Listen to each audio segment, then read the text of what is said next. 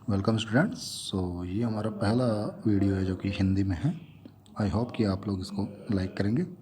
चलिए स्टार्ट करते हैं। टॉपिक का नाम है ऊर्ध्वतल में वर्तुल गति। ये इस टॉपिक का एक एग्जाम्पल है जिसको समझने के पश्चात आप इस प्रकार के और प्रश्नों को भी हल कर पाएंगे। ओके, तो स्टार्ट करते हैं।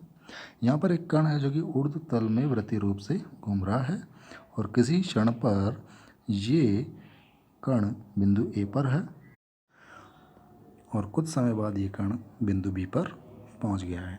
ओके, यहाँ पर ऊर्ध्व के साथ कोण दिया गया है 60 डिग्री और यहाँ पर भी कोण दिया गया है 60 डिग्री।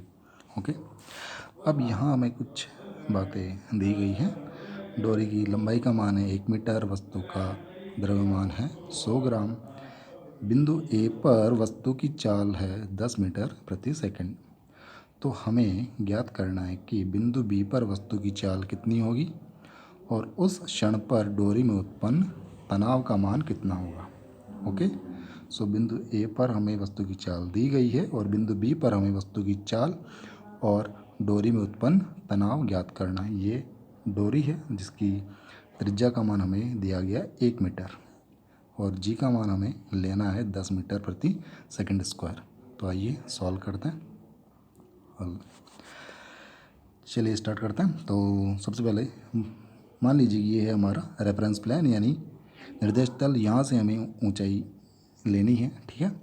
तो अगर हम लोग बात करें तो ये कण गुरुत्वीय क्षेत्र के अंदर गति कर रहा है और गुरुत्वीय क्षेत्र एक संरक्षी क्षेत्र है। तो यहाँ हम बिंदु ए और बी के लिए यांत्रिक ऊर्जा संरक्षण का नियम लगा सकते हैं बिंदु ए और बी के लिए। तो बिंदु ए पर वेग हमने कहा वी ए, तो बिंदु ए पर गतिज ऊर्जा का मान half M V A square और उस बिंदु की रेफरेंस तल से निर्देश तल से ऊंचाई का मान क्या है 0।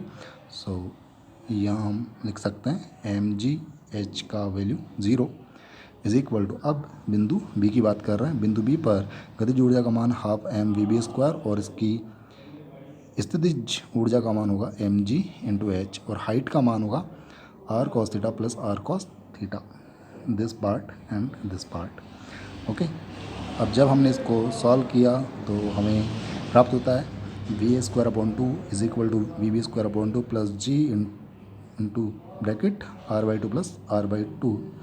इसको हल करने पर वी ए का मान रखें और जी का मान यहाँ रखने पर तो ये आएगा 10 square upon 2 is equal to V B square upon 2 plus 10 into are.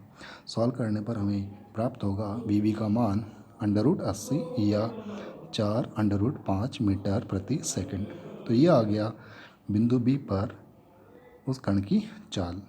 अब ज्ञात करना है हमें बिंदु बी से गुजरते समय डोरी में कितना तनाव उत्पन्न हुआ था, ठीक है। तो इसके लिए हम लोग बिंदु बी पर कण का एफ बी डी चित्र बना रहे हैं और यहाँ हम देख रहे हैं कि एम जी बल जो है नीचे की ओर एक्ट कर रहा है। एम जी का एक कंपोनेंट हमने लिया इसके केंद्र की ओर जो कि होगा एम जी कॉस 60 डिग्री और ये घटक होगा M G sine 60 degree. Okay, और तनाव बल जो है वो हमेशा वस्तु से दूर और डोरी के अनुदिश होता है, इसलिए टी बी जो है इधर की साइड ही एक्ट कर रहा होगा। अब केंद्रीय बल ये बाहर की ओर होगा M V B square upon R. तो इस कण के लिए समीकरण लिखने पर यह आएगा T B plus M G cos 60, T B plus M G cos 60 is equal to M B square M V B square upon R. तो यहाँ हम लोग एम और जी का मान रखेंगे और यहाँ वी बी का मान रख देंगे। उसके बाद हल करने पर हमें प्राप्त होगा T B is equal to 7.5 newton. तो ये उस क्षण पर डोरी में उत्पन्न तनाव होगा। थैंक यू, धन्यवाद।